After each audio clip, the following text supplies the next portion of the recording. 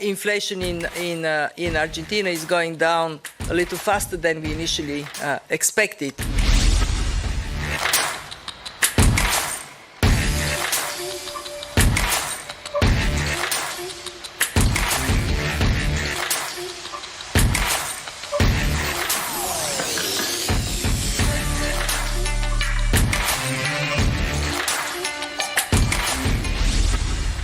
La universidad ha sido instrumento de la política, y si no, basta ver la cantidad de trabajadores que tiene la universidad, profesores universitarios, no universitarios, etcétera.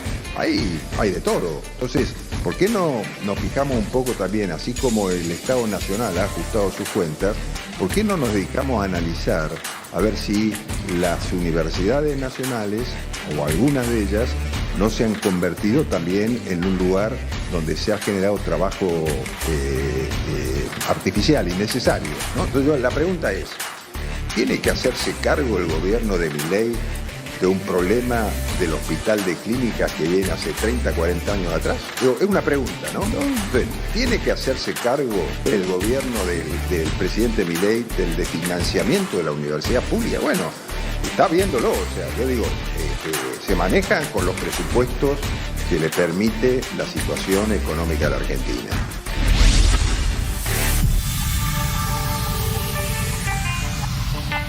Corresponde entonces votar la habilitación sobre tablas a mano alzada del proyecto 615/24 de autoría de varios senadores que obra sobre las bancas, requiriéndose 2/3 de los votos. Aprobado. Corresponde ahora que se lo someta a votación a mano alzada. Aprobado.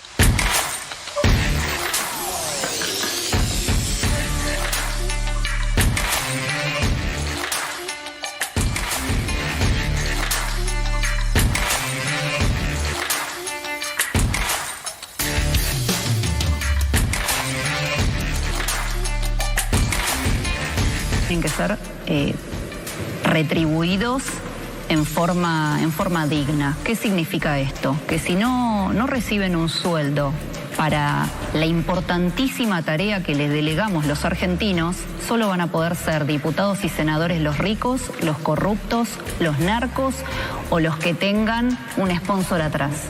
Para mí tienen que ganar bien. ¿Y ganan bien? No.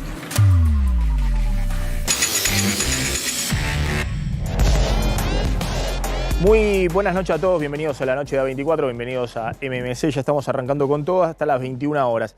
Se ha generado un gran debate alrededor de esto que ocurrió hoy sorpresivamente, no era algo que estuviera en agenda, que es que en 2 minutos, sobre tablas,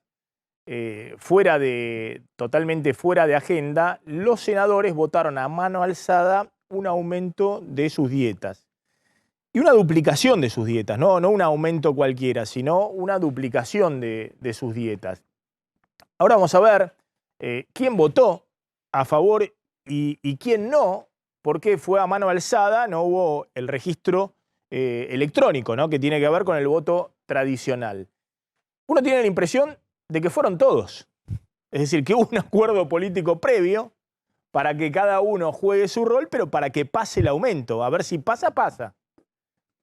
Y el tema fundamental acá, más allá de la demagogia, porque pasan cosas raras en la Argentina, porque vimos también que esto ocurrió en la Cámara de Diputados, que hubo un debate, ocurrió en Presidencia de la Nación, donde el presidente estuvo enfrascado una semana de qué pasaba, que había firmado un decreto con aumento de sueldo que después echó para atrás, para él mismo y para los ministros.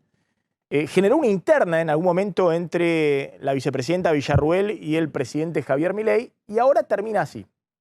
Quiero decir esto más allá de las demagogias y si efectivamente un senador debe ganar más que, por ejemplo, o igual que el vocero presidencial, que dicho sea de paso, bueno, también subió en el escalafón y tiene un sueldo que hasta ahora era superior al de un senador nacional. Claramente es el contexto. Es decir, no hay ningún trabajador en la Argentina, empezando por los jubilados, que tuvieron 27% de aumento y recién ahora en abril empiezan con el enganche de la recomposición y la inflación de febrero. Pero aún así, no hay ninguno que haya tenido 100% de aumento, es decir, que le haya equiparado a la inflación en estos 4 meses. Ni siquiera 90% de aumento u 80% de aumento. Entonces, y además, dentro de los trabajadores en blanco han tenido una licuación feroz de su poder adquisitivo. Estamos en el menor salario real de los trabajadores en blanco desde el año 2002.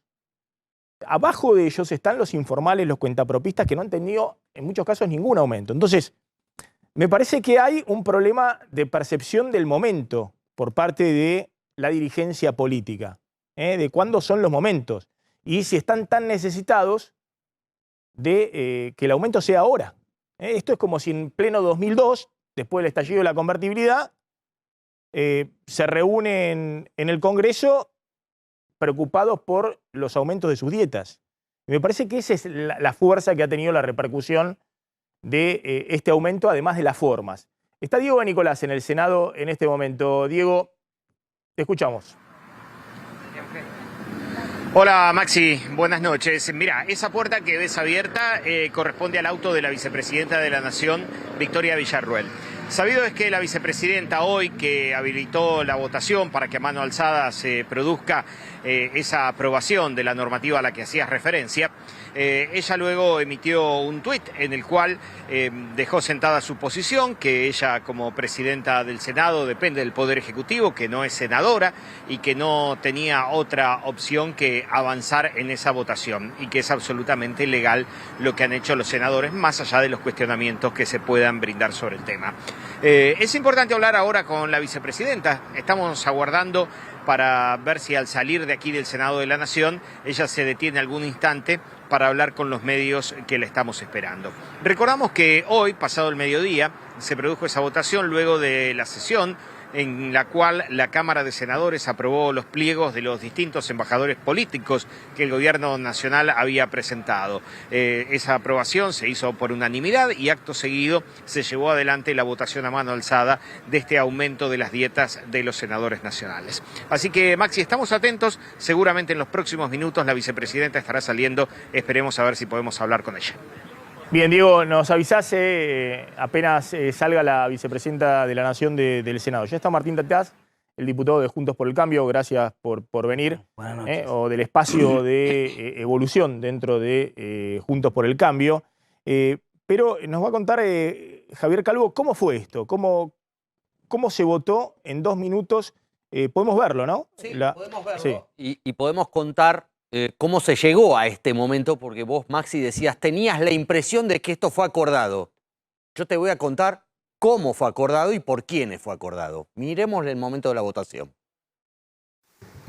Corresponde entonces votar la habilitación sobre tablas a mano alzada del proyecto 615/24 de autoría de varios senadores que obra sobre las bancas, requiriéndose 2/3 de los votos. Aprobado. Corresponde ahora que se lo someta a votación a mano alzada. Aprobado. No habiendo más asuntos que tratar, queda levantada la sesión. Buenas tardes. Decían que era en 2 minutos, creo que fue más rápido que Fue en 2 minutos. mucho más rápido. No llegó al minuto y fue sobre el final de la sesión de hoy. La segunda desde que Milei es presidente. En la primera sesión fue el famoso día que votaron en contra del DNU 70. La segunda fue hoy. ¿Para qué? Para dar los acuerdos a los embajadores propuestos por el gobierno. Pero ayer, en la reunión de labor parlamentaria, el diputado no me va a dejar mentir, antes de cada sesión se reúnen los jefes de los bloques o representantes de cada bloque con las autoridades de cada Cámara, en este caso del Senado, para acordar, negociar, ponerse de acuerdo cuál va a ser la temática, los temas que se van a tratar. Ayer, en la reunión de labor parlamentaria del Senado, con Victoria Villarruel presente y representantes del radicalismo, de Unión por la Patria, del PRO, de La Libertad Avanza, de los provinciales, se acordó tratar esta resolución que les aumentaba las dietas. No me vengan con que no lo sabían. Todos lo sabían. De hecho, en la resolución está la firma de un senador de La Libertad Avanza, que ahora dice que se equivocó. Perdóname, además, esto debe ser votado por ¿cuánto? ¿La mitad más uno? Por 2/3. 2/3, porque no había pasado No, por comisión. Claro, 2/3 tienen que habilitar el tratamiento sobre tabla. O sea, 48 senadores. Exactamente. Y 2/3 tienen que conseguir votarlo a favor. ¿Cuántos votaron a favor? 52. Es mentira lo que dice el presidente. A ver, Vamos a empezar. espera un segundo, ahora vemos Sí. lo que dice el presidente. A ver si vemos la votación. ¿Se sabe exactamente quiénes votaron a favor? No, porque se ven ahí cuando... porque, a ver ni si... siquiera, porque ni siquiera Sí, pero fueron tan está el pillos. el plano cuando levantan la mano. Hay, Sí. hay otro plano que es el plano donde levantan la mano, ¿no? Que, Sí, pero... Donde hay son una tan- duda también de si Lustó levantó o no levantó la mano. Lo hicieron con tanta celeridad y con tanta... sabiendo que se iba a armar lío, que no pidieron votación nominal. Por eso no aparecen los carteles con el voto en la pantalla, ahí a la izquierda de la pantalla donde se ve el video wall ahí, para que se vean quiénes votan. No. A mano alzada, y no queda registro de la imagen, más allá de esta imagen que se está haciendo mucho hincapié en si esa manito de Lustó significa que votó a favor. Si votó a favor, la verdad es anecdótico porque con 52 o con 51 votos hubiera sido lo mismo, se hubiera aprobado igual. Sí se ve claramente que la persona que está hablando con Lustó, Tagliaferri, no levanta la mano, no levantan la mano a Lujes y varios otros senadores. Es mentira lo que dice el presidente, se equivoca el presidente, después lo rectifica de alguna manera. Hay un tuit del presidente, de Javier Milei, indignado por este aumento A ver. de la dieta. Ahí está. Así se mueve la casta. casta. Los únicos 7 que votaron en contra son los senadores de la Libertad Avanza. El 2025 será paliza histórica. Presidente, Déjame- primer error. Sí. Pero una cosa, porque ahí uno ve una estrategia, más allá de la indignación. Uno dice, siempre el presidente tiene que estar enojado, ¿viste? Enfurecido. Me parece que siempre el presidente tiene que estar enojado, ¿viste? Enfurecido. Me parece que hay una estrategia muy inteligente, que es mostrar que la casta replica permanentemente los privilegios, ¿no? Y que la Libertad Avanza no pertenece a esa casta. Pero lo que vos estás contando Claro. es que estaba todo acordado que cada uno juegue su rol, pero que, por ejemplo, la vicepresidenta podría haber perfectamente tomado la palabra y haber dicho, se está votando esto no corresponde, es un momento O alguien de la histórico, Libertad Avanza. o algún No solo la senador, vicepresidenta. o algún senador informante de la Libertad Avanza Exacto. podría haber levantado su voz diciendo, ¿saben lo que estamos votando, señores senadores? En este contexto histórico puede corresponder, pero en este momento nadie lo hizo. Nadie lo de hizo. hecho, hubo un acuerdo para que esto pasara así. Y un rápido. senador de la Libertad Avanza firmó la resolución que se votó. No es que no sabían. Es más, después Milei hace otro posteo rectificándose diciendo, bueno, no, es cierto que no solo los 7 senadores de la Libertad Avanza no votaron esto, A ver, votaron en contra, porque es cierto, hay senadores del radicalismo que también no votaron esto, como Carolina Lozada, Quiero aclarar- o el PRO. Quiero aclarar que ha habido otros senadores que también han votado en contra del bloque de Juntos por el Cambio. Nobleza Nobleza obliga. Alguien le claro. tiene claro, y alguien le tiene que avisar al presidente que no todo la Libertad Avanza votó en contra. Pero es muy interesante el tuit abajo de la diputada Graciela Camaño, que debe ser una especie de decana de procedimientos parlamentarios hace mucho Exactamente. tiempo y que conoce los procedimientos parlamentarios. Entonces, dice, presidente, usted fue diputado, recordará que cuando se vota a mano alzada, quien no está de acuerdo debe expresarlo a viva voz y quien se abstiene pedir autorización al cuerpo antes de la votación. Hoy todos los senadores presentes votaron afirmativamente el aumento de dieta. Solo la verdad nos hará libre, parafrasea Alberdi. Sí. Es muy interesante lo que dice la diputada. Sí, lo que pasa es que además hay varios senadores que se ausentaron, que no estaban presentes. No es que votaron 52 a favor y 20 en contra. No, entre esos 20 que no votaron o votaron en contra, había ausentes. Entre ellos, 3 senadores de la Libertad Avanza. No es que los 7 senadores de La Libertad Avanza votaron en contra. No, uno le firmó la resolución. En labor parlamentaria avalaron que se tratara el proyecto debajo de la mesa, como si no nos fuéramos a enterar, gente. Y además, después, algunos se ausentaron en el momento de la votación. Por eso salió rápidamente, más rápido de lo habitual, Victoria Villarroel en un posteo a plantear su postura. Esta es la posición de la vicepresidenta, que no es senadora. Pero, de nuevo, me parece que es muy importante aclarar esto, ¿no? Porque si no, toman a la gente de un lado y del otro, jugando para la hinchada y digamos, pensando que todo el mundo es ingenuo y que cada uno puede hacer su juego. Es decir, se ponen de acuerdo, dicen, che, esto tiene que pasar. Bueno, ¿y cómo hacemos? Y bueno, hagámoslo rápido, 2 minutos. Mano alzada. Ustedes después dicen que estaban en contra. El presidente hace su tuit para decir cuál es su estrategia. Creo que el presidente tiene una estrategia electoral que ya está pensando en el 2025. Cada vez está más claro. Yo también recomendaría que a todos los políticos, incluido el presidente, que pensemos ahora, en el ahora, no en el 2025, no en términos electorales sobre todo. Pero como es una especie de juego en el cual todos se conocen y finalmente esto termina hoy pasando, ¿no? Que es una duplicación de las dietas. Sí, y que no hay marcha atrás. No es como la anterior vez en el Senado y en la Cámara de Diputados, lo padeció acá Martín Tetaz, en donde los presidentes de las cámaras, a pedido del Poder Ejecutivo, pidieron dar para atrás el empalme con el aumento de los empleados legislativos. Acá es una resolución que se votó por las 2/3 partes del cuerpo. Está en juego la autonomía del Poder Legislativo y no hay marcha atrás. Así que seguirá para adelante. A tal punto había un acuerdo que si vos te pones a contar los senadores de los bloques de la UCR, del PRO y de la Libertad Avanza, con esos votos no se alcanzaban los 2/3 para tratar el proyecto. Exacto. A ver lo que dijo la vicepresidenta, que claro, salió a aclarar porque ella había dicho en su momento que los senadores ganaban poco y que ella estaba, de alguna manera... Tenía que ganar. Bueno, de hecho, firmó el proyecto. De acuerdo que hubiera una recomposición. Exactamente.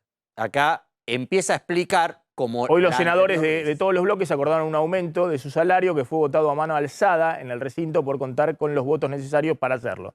Como presidente del Senado, no soy senadora, no cobro del Senado y no puedo interferir en esas decisiones, tampoco puedo obligar a que se vote nominalmente y que se justifique la decisión avalada por todos, porque no soy senadora. Podría haberme levantado para que no salga mi foto y parte del periodismo y de los trolls me acusen de lo que no tengo injerencia alguna, pero siempre doy la cara y hoy no va a ser la excepción. Lamento que se le mienta al pueblo y ciertos sectores aprovechen para intentar ensuciarme, pero lo que sucedió en el Senado es perfectamente legal y no tengo herramienta alguna para frenarlo. Lo que puedo decir es si está a favor o en contra. Digamos, lo que puede decir la vicepresidenta es si está de acuerdo o no está de acuerdo con lo que sucedió en el Senado. Después, estuvo a favor. Es muy interesante. Estuvo a favor, claramente. Si no, podría haber intentado parar ayer en labor parlamentaria. Ella dice que no tiene herramientas. Lo que es muy interesante, me parece, y la presidenta, la vicepresidenta, está de alguna manera brindando información, es cuando habla de los trolls. Sí. Ahí está el tuit, donde la verdad que es muy interesante, porque alguien, un anónimo le escribe, tranqui, Victoria Villarroel, está claro, confío plenamente en vos porque siempre obras bien. Y dice, ¿en qué me beneficia a mí un sueldo que no voy a cobrar y que salgan los trolls, propios y ajenos, a pegarme? Sabíamos que existía en el gobierno del kirchnerismo trolls kirchneristas. En alguna época sabíamos que existían trolls macristas. Ahora la vicepresidenta está diciendo que hay trolls del gobierno actual. Lo está diciendo, vamos por favor el tuit. Está diciendo propios, que hay trolls propios. Ya los había padecido con la famosa sesión del DNU 70, acordate. Había padecido. Es muy importante que esos trolls no le cuesten al erario público. Ah, bueno, eso es... No, eso es muy importante. Pero eso... No, bueno, porque la vicepresidenta está diciendo trolls propios. Yo no sé si hay trolls, lo está diciendo la vicepresidenta. Sí. Sí. Bien. Eso es difícil, que no sean con fondos propios. Tetaz, ¿Qué mirada tenés sobre esto de los colegas del Senado? A ¿El mí me- diputado va a hacer lo mismo? A mí me parece, yo primero no voy a votar nunca un aumento para mí. No, para mí no sería, no corresponde. Pero me parece una hipocresía formidable toda la discusión que se está planteando. Y me parece, empezando por el señor presidente de la Nación, cuyos funcionarios, la gran mayoría de sus funcionarios, ganan más que los senadores después del aumento. Pero además hay una hipocresía porque se pretende hacer demagogia con un tema que no es para hacer demagogia. Porque empecemos, digamos, a ustedes les Perdón, cuando parece... hablas de los funcionarios que ganan más, Claro, ganan todos los funcionarios Más más de de 4 4 millones de millones. pesos, por supuesto. ¿qué funcionarios? ¿De qué rango? Todos los ministros, los directores, la mayoría de los funcionarios de él ganan, la mayoría, algunos capaz que no, pero la mayoría ganan más de 4 millones de pesos. Y no me parece mal, no es una objeción, me parece perfecto. Me parece, incluso el otro día trascendió el sueldo del presidente y me sorprendió porque me pareció poco el sueldo del presidente. La persona más importante del Poder Ejecutivo. Vos tenés que asumir que, digamos, por razones de formación y de capacitación, por distintas razones, cuando uno empieza a contar, me dice, parece razonable, y de hecho es así, que un maestro gane más que el que limpia en la escuela. Parece razonable que el director gane más que el maestro. Parece razonable que el supervisor del director en el Ministerio de Educación gane más que el maestro. Parece razonable que el director del Ministerio de Educación gane más que el supervisor. Parece razonable que el subdirector del Ministerio de Educación gane más que el director. Parece razonable que el ministro de Educación gane más que el director y que el subdirector. Y eso tiene que pasar en todos los poderes.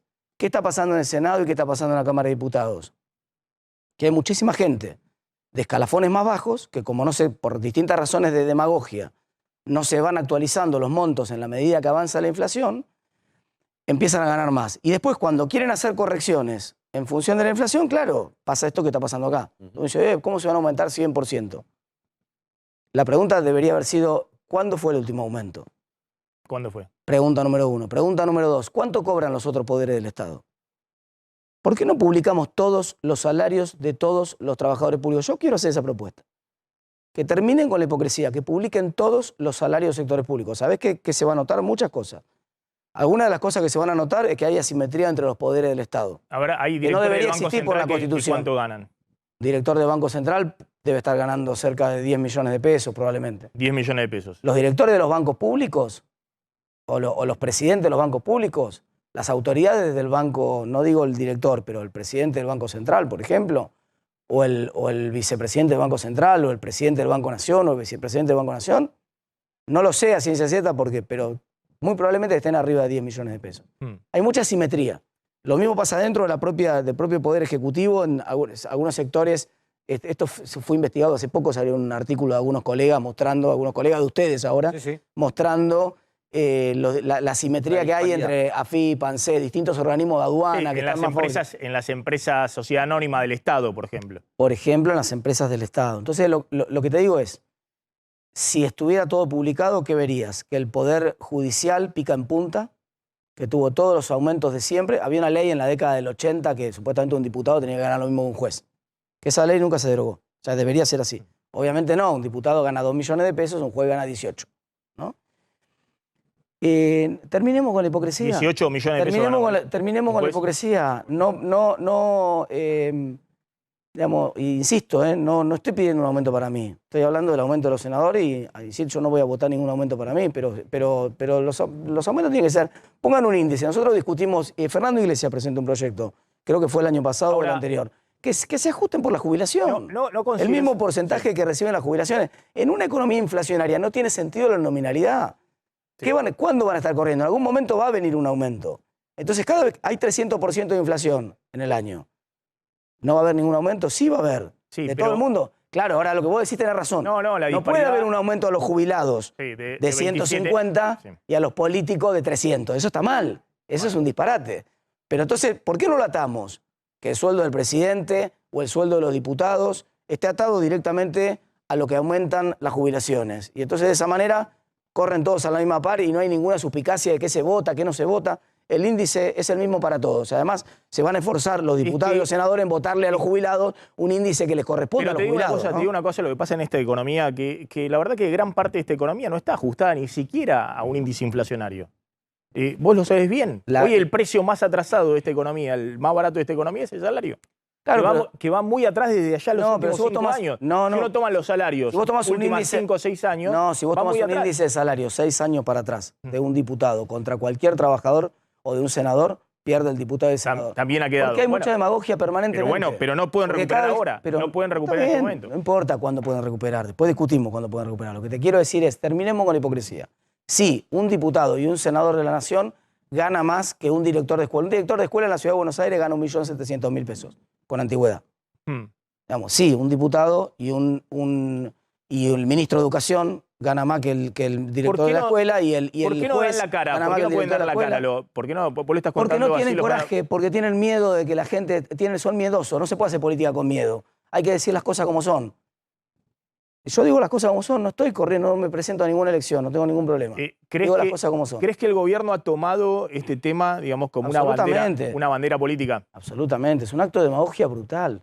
Si la semana pasada estaban publicando los datos, hace 2 días hubo una polémica por el ascenso del que hace un trabajo extraordinario, Manuel Adorni, colega nuestro. El vocero De presidencial. ninguna manera se me hubiera ocurrido, me pareció, los comentarios que vi sobre que por qué era ascendido y ahora ganaba no sé si 4 o 5 millones, me pareció aberrante el comentario, porque está bien que lo gane, si hace un trabajo extraordinario y no hay 300 voceros, y obviamente que el vocero va a ganar mejor que el asistente del vocero, que el que saca la fotocopia, que está abajo, está bien. A mí me parece bien que vos te plantes y vos digas, las cosas son así, ¿no? Pero vos sabés que cuando hablas de sueldos, no sé, de 2 millones o de 3 millones, ni qué decir, cuando mencionás los de 10 millones en algún sector del Estado, claro, tenemos el 70% de los jubilados hasta ahora, hasta abril, a 240.000 pesos. Por supuesto. Gracias a que al bono de 70.000 pesos. Pero por o eso sea que la soy el jubilación autor- son 170.000 Por pesos. eso soy el autor del proyecto para que las jubilaciones sean en uvas. Si mi proyecto hubiera sido aprobado cuando yo lo presenté el año pasado, hoy los jubilados estarían ganando 50% más de lo que están ganando ahora. Igual así todos los jubilados van teniendo los aumentos que le va dando la ley, que por supuesto son menores que la inflación, que por supuesto no alcanzan, de ninguna manera estoy diciendo eso. Pero digo, ¿no te parece que sería mejor, para no tener toda esta discusión permanente y no ser hipócritas, que el diputado o el senador o el presidente de la nación o el vocero presidencial tengan un índice de actualización que vaya de la mano del de los jubilados? No, Y está se bien. terminó la discusión. Pero creo que Porque hay son una dos discusión. vos me entendés que son dos discusiones Pero insisto, distintas. vos- Una discusión es el nivel Sí. y otra discusión es la actualización. En el nivel, ¿vos estás de acuerdo? ¿Vos estás de acuerdo con que el ministro tiene que ganar más que el subsecretario? En los niveles sí. Bueno, Salvo- ahora sigamos sí, ahí. pero hay una discusión, hay una discusión. Pero déjame ahí que es Los cargos importante. políticos, No, yo tengo una pero discusión con los cargos políticos. Está bien, pero déjame. Pero este no es un cargo político, es un cargo electivo. El ministro puede ser un cargo político porque lo nombra el presidente. No, el ministro. Pero el diputado y el senador que están discutiendo es un cargo elegido por la gente. Además, donde vos podés ser elegido, podés postularte para ser elegido. No, pero también es un lo que cargo te quiero político. decir- Es un cargo No, político. no es un cargo político, ¿no. Sí, no. No es un cargo electoral. ¿Vos querés ser diputado? Es un cargo electoral, te ¿Querés tenés ser que senador? presentar y tenés que ganar una elección. Es un cargo electoral. No es lo mismo un cargo electoral que un cargo donde vos. No, pero es entrás, político. Yo no elijo por mérito ni trabajar por de político concurso. o no trabajar de político. Pero pará, es un cargo de un político.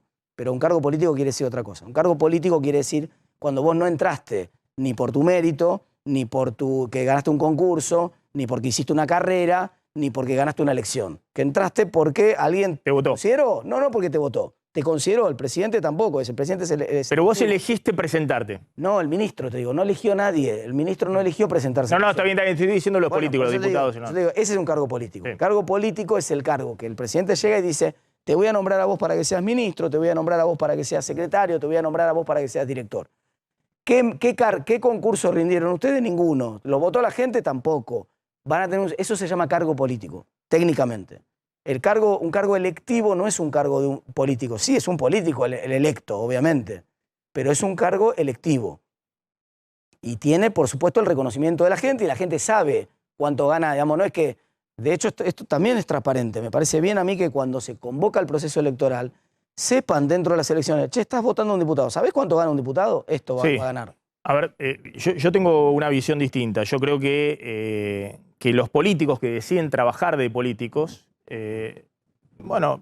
esa elección lleva, desde mi punto de vista, a que uno tenga que mostrar y vivir como gran parte de la sociedad. Es decir, esto de necesito 4 millones de pesos, pues yo tengo un nivel de vida que tengo que mantener, entonces el 70%, 80% de la sociedad te va a decir, seguir laburando en el sector privado. Está bien, y que me lo diga, me lo diga votando o no votándome. Claro, pero no en el sector público, porque en el sector público no está para pagarte ese tipo de sueldo. Eso está mal, eso está mal. Bueno, porque primero, eso es mentira primero, porque el sector público paga esos sueldos y paga A los políticos. paga digo, sueldos mucho más altos. Digo a los políticos. Sí. No a los que tienen jerarquía técnica y demás. Te acabo de mencionar sueldos de ministros, directores, subdirectores que ganan mucho más que eso. Por eso te digo, primero el Estado sí paga esos sueldos, pero lo segundo que te quiero decir, yo no estoy de acuerdo con el Estado de sacerdocio, donde la gente tiene que ir a hacer un sacerdocio. No estamos hablando de sacerdocio. Yo no vengo a la política, no me dediqué a la política. No, vivir con 2 millones de pesos o con 4 millones de pesos no es un sacerdocio. Que sepa, yo cobro una conferencia lo mismo que cobro de sueldo de diputado un mes. Y lo sabés vos porque vos también das conferencias y tenés honorarios parecidos a los míos como los de cualquier otro. No te quiero contar la justicia en público porque es tu sector privado. Es el sector privado, exactamente, es el sector privado. Yo en el sector privado también, cuando doy una conferencia, cobro lo mismo. O sea, cuando me metí en la política, yo sabía que no iba a ganar ni por asomo lo que ganaba. Lo acepto. Es la regla de juego. Eso sí. Lo acepto. Pero una cosa es aceptar la regla de juego y otra cosa es, si vos tenés 300% de inflación, decirle, no, te tenés que flagelar, vos no vas a tener aumento de 300%. Lo que está mal es que tengan más aumento que el resto. No pueden tener más aumento que un jubilado. No pueden tener más aumento que el resto de los trabajadores. Eso está mal. Eso está mal. Que la diferencia, lo que vos planteás, pueden estar congelados. Lo que planteás están mal. La diferencia es que vos decís que alguien que gana 2 millones de pesos se flagela. Y sí, si vos tenés en el sector privado la capacidad de hacer mucho más que eso, sí. Si vas a la política tenés que aceptar que los sueldos son de otro rango. No está preparada la sociedad para la discusión que me gustaría a mí. Sí. A mí me encantaría que en la política vos pases de manera transitoria nada más, no de manera permanente, y que cuando pasás por la política sigas cobrando lo mismo que cobrabas en el sector privado. Si vos en el sector privado ganabas 100.000, no quiero que en la política te pague más. Quiero que te pague tu productividad. Y tu productividad, la mejor manera de medirla es cuánto podías ganar vos cuando estabas en el sector privado. Es una opinión. Entonces, claro, pero no serían lo mismo las remuneraciones. La gente ganaría lo mismo. Si hay uno que es bueno en el sector privado, tendría el mismo incentivo para meterse en el sector público. Porque si no, rompes la escala de incentivos también. No solamente tiene que haber una escala de incentivos en que el ministro tiene que ganar más que el director tiene que ganar más que el subdirector, eso tiene que estar también. No, eso es en la parte técnica, Yo digo los políticos. Claro. Que, mira, no quiero agotar con esto, digamos, pero hay papers sobre este tema, corrupción y remuneraciones, hay una gran cantidad. Y un caso emblemático, el caso de México, donde se pagaban altos sueldos y había altísima corrupción. Probablemente. Digamos, entonces no había ahí una correlación de decir, bueno, le voy a pagar bien para que no sean corruptos. No, si son corruptos... ahora pagarle la mitad, seguro que baja la corrupción. ¿Cómo? Prueben pagarle la mitad al mexicano, seguro que baja la corrupción. No hay ahí una relación. No hay una relación ahí, son corruptos todos. Cuando vos tenés una economía donde son corruptos tiene que ver con otras cosas, con el sistema de control, la justicia, otra cosa. Por eso. Por eso. Pero obviamente... Yo no hice el argumento igual ese. Ya sé. Hay que pagarle bien para que no se corrupta. Pero es un argumento que se suele esgrimir. Yo asumo que la gente es transparente. La mejor manera, ¿sabés qué es lo que me gustaría a mí? Es la revista Caras de la política, ¿no? A mí me encanta cuando la gente de los medios como ustedes, o la revista Caras propiamente dicho, cuando vienen las elecciones, va con los políticos a la casa, a ver la casa. Mostrá el living de tu casa y vas a saber cómo vive ese político. Y si ese político se enriqueció o no. Esa es la mejor manera de saber que alguien sigue teniendo... Yo sigo teniendo la misma camioneta del 2016, toda abollada, que tenía en el 2016, sigo viviendo en el mismo departamento. Martín, con todo respeto, conociendo el paño, además, de ese tipo de notas, hay veces que hay políticos que no van a las casas donde viven. Bueno, está bien, ustedes es el trabajo de ustedes, escráchenlo. Claro. Escráchenlo. ¿No? Y después... Escráchenlo, que es el trabajo de ustedes. ¿No? Buenísimo, hermoso. Ahora, hermoso. El planteo es, vos decís, yo no voy a votar eso... si se da en la Cámara de Diputados. Claro, porque yo no quiero que mi argumento invalide mi posición y que alguien diga, claro, lo está diciendo porque quiere el aumento para él. Yo no quiero el aumento para mí. No quiero ningún aumento. Pero lo que te digo es demagógico, y sobre todo viniendo del presidente, que paga sueldos mucho más altos para sus funcionarios que los de un senador y los de un diputado, que escrache a los diputados, los senadores por el sueldo que tienen. Lo dejaste muy claro. Lo que yo quiero tener claro es si vos crees que en la Cámara de Diputados va a pasar lo mismo. No sé si en la misma magnitud, pero sí, si vos tenés una economía... Yo ya sé, de algún diputado, Javier, no tu caso, que vio esto del Senado y dice... Pero Javier, si vos tenés, no sé si en la misma magnitud y no sé si en el mismo tiempo, pero si vos tenés 300% de inflación, es obvio que en algún momento vas a tener aumento de salarios. Sí, claro. Van a ocurrir en todos los sectores de la actividad económica. Lo que yo estoy reclamando es, seamos honestos con la sociedad. No nos aumentemos nosotros más de lo que se aumenta un jubilado. No nos aumentemos más de lo que se aumenta en el resto de los trabajadores. Si vos miraras el RIPTE, el índice de salario registrados y dijeras, che, vamos a poner esa referencia, o miraras las jubilaciones, dijeras, che, lo mismo que se aumenta la gente que labura y lo mismo que se aumentan los jubilados, aumentémonos lo mismo, eso te va a dar un aumento que va a ser razonable. ¿Es razonable que se aumenten más del que la inflación? No, no es razonable. ¿Es razonable que no se aumenten nada? Tampoco es razonable. Te cambio de eje de discusión. Engancho el tema universidades, pues me parece interesante mencionar algunos números que seguramente tenés con lo que está pasando con las universidades. El presidente sigue en el ida y vuelta con las universidades, Javier.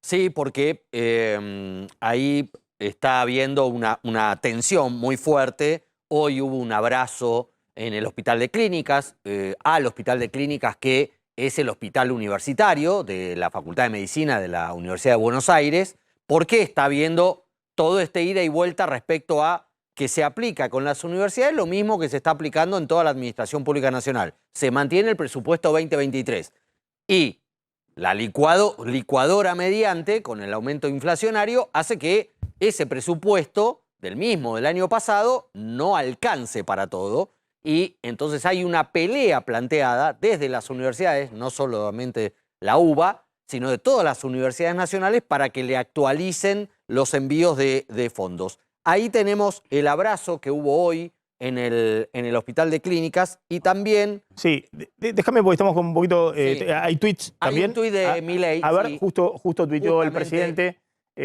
sobre este tema y me interesa la opinión del diputado Tetaz. Bueno, ¿qué está pasando con las universidades?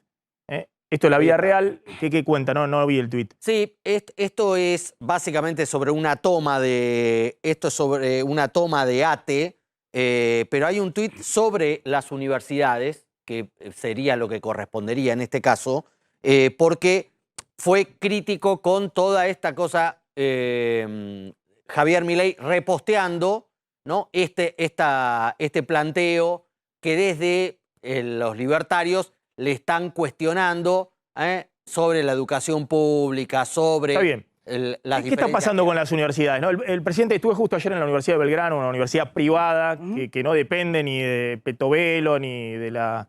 creo que también la Universidad de Buenos Aires tampoco, pero para que entienda el presidente, digamos, aparte donde se graduó el presidente, donde hay libertad académica, como en otras universidades privadas, pero creo que también eso ocurre en la universidad pública, especialmente, tanto en la Universidad de La Plata, donde fuiste vos, en la Universidad de Buenos Aires, donde fui yo. Pero ¿qué está pasando en el presidente? Me parece que está mezclando todo, un ajuste presupuestario y un cambio cultural, donde dice que hay persecución en las universidades. Mira, no, eso es absolutamente falso. Vos sabés que yo he sido muchas veces siempre muy crítico de las universidades, muy crítico, y trabajé para tratar de mejorarlas de adentro. Y soy profesor universitario hace más de 20 años y como todos los profesores universitarios di un montón de tiempo clases sin cobrar y después me presenté a un concurso y lo pude ganar y bueno, las peripecias de todo profesor universitario. Viví mucho tiempo de la docencia y de la actividad académica hasta que empecé a trabajar en los medios, te diría desde graduado hasta 2010, 2011 que empecé a trabajar en los medios.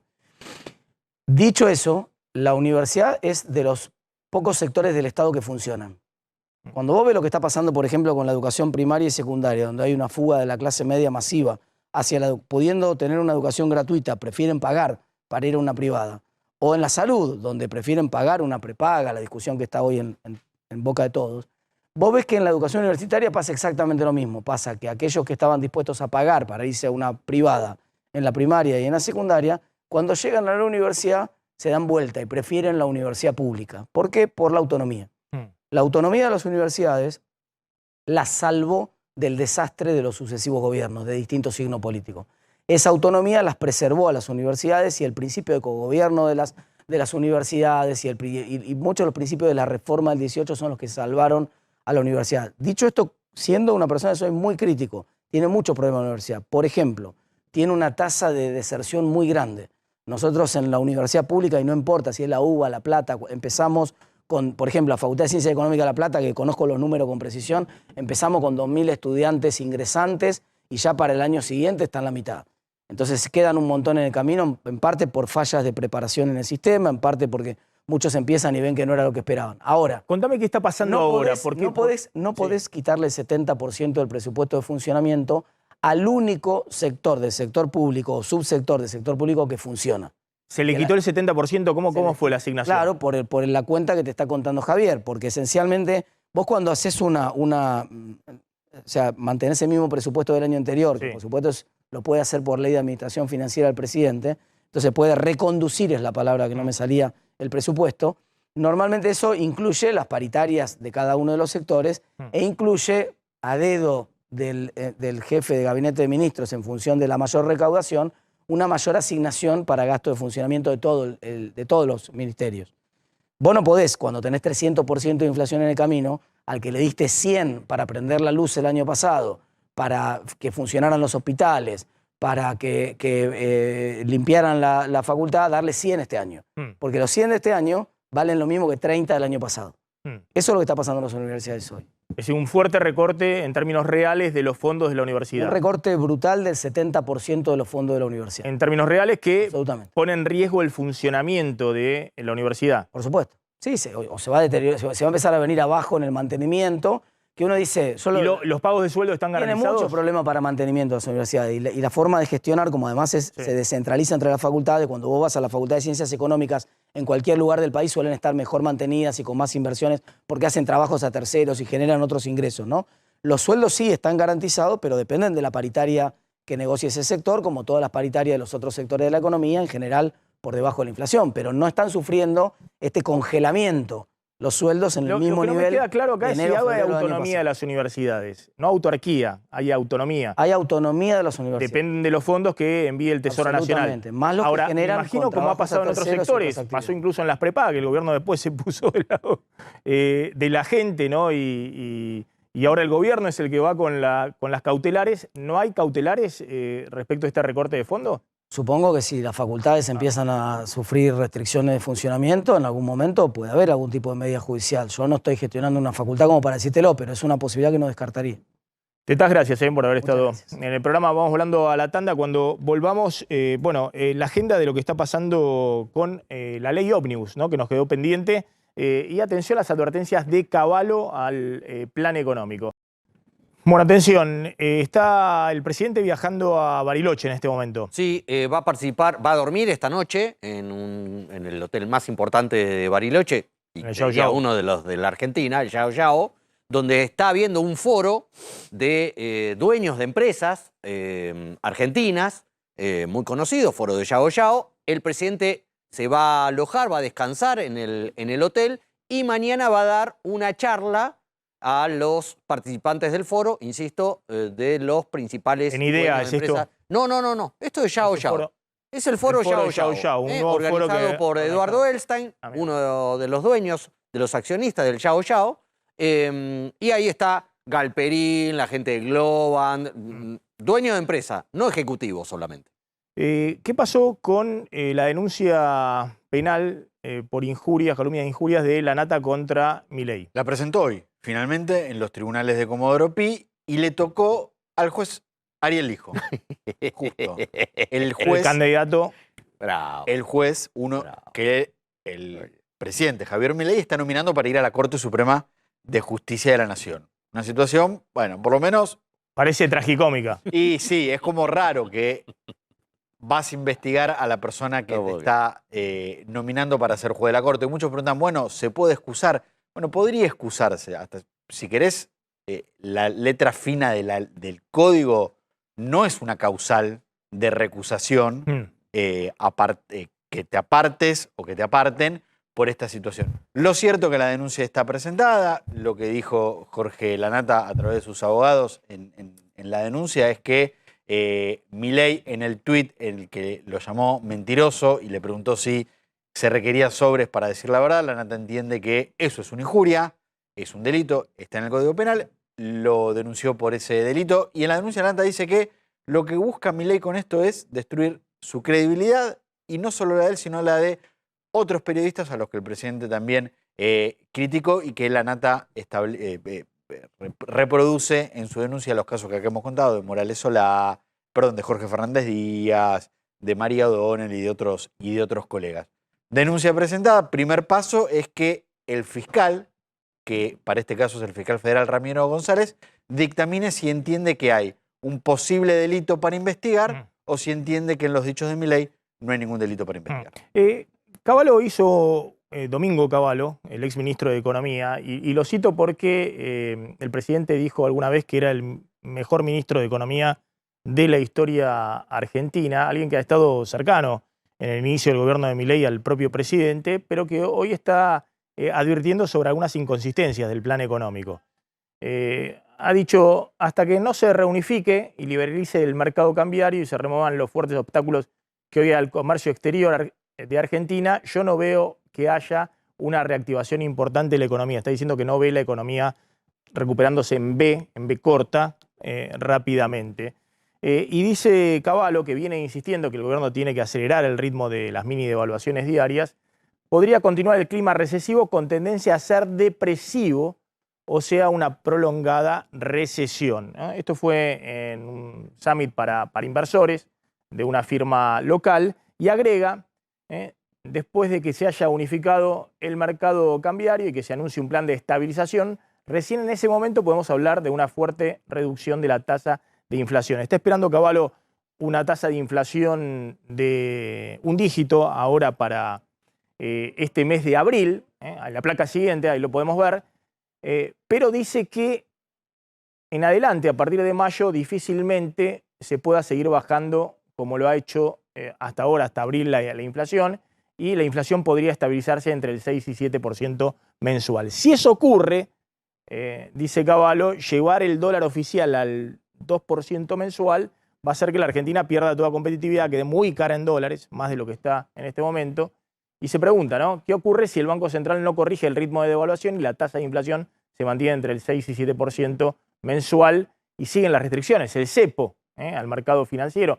Entonces aumenta mucho el riesgo de que se pueda unificar y liberalizar el mercado de cambios sin que tengan que admitir un salto devaluatorio después que complicaría mucho más las cosas. Es decir, le está pidiendo cambios y sobre todo un plan de estabilización. Le dice, bueno, con esto hasta acá llegaron. Si no recalculan, hay un riesgo de que la economía siga en recesión prolongada y obviamente con una pérdida importante de empleo, de puesto de trabajo. De hecho, hoy hay un dato que es el dato de balanza comercial que muestra un récord de superávit para marzo, 2.000 millones de dólares de superávit comercial, pero en la base de que las importaciones caen casi 40%, un derrumbe de las importaciones, de las compras al exterior. Y obviamente esto tiene que ver con la recesión feroz. Es decir, un derrumbe. Llevamos 4 meses de superávit comercial, es decir, Argentina exporta más de lo que importa, tiene la generación de dólares genuinos, pero fíjense, 36,7% de caída en las importaciones. Estamos importando casi la mitad de lo que se importaba en algunos meses en 2021 y 2022, que se llegó a exportar casi 7.500, 8.000 millones de dólares, y eso tiene que ver con la recesión, una caída muy fuerte del nivel de actividad. Un dato final, Calvo. Estamos terminando la semana y no hay discusión en diputados por la famosa ley bases. Y no la va a haber esta semana y no sé si la va a ver la semana que viene. ¿Por qué? Porque el bloque dialoguista se juntó y planteó algunas disidencias con el proyecto que manda el gobierno en la emergencia administrativa, una de las facultades delegadas, en algunas privatizaciones y en los famosos fondos fiduciarios. Y aclaremos un puntito de lo que hablamos hace un rato con Tetaz. El sueldo de los diputados aumenta a 4 millones de pesos de los neto. Senadores. Perdón, de los senadores. Aumenta a 4 millones de pesos. De los diputados tenemos que ver todavía no. A 4 millones de pesos neto, de bolsillo. Sí. Después hay que ver si le sumás los gastos de representación, claro, el desarraigo. Pero cuando hablamos de 1.700.000, 1.800.000 a 4 millones, en mano. Se duplican un poquito más, es en mano. Es en mano. Por eso algunos hablan de que en bruto, contándole todos los adicionales no remunerativos, puede llegar a 7 millones de pesos. Exactamente. Gracias, colegas. Nos estamos retirando. Se quedan en A24. Nosotros nos reencontramos mañana, 20 horas. Chau. Pásenla bien.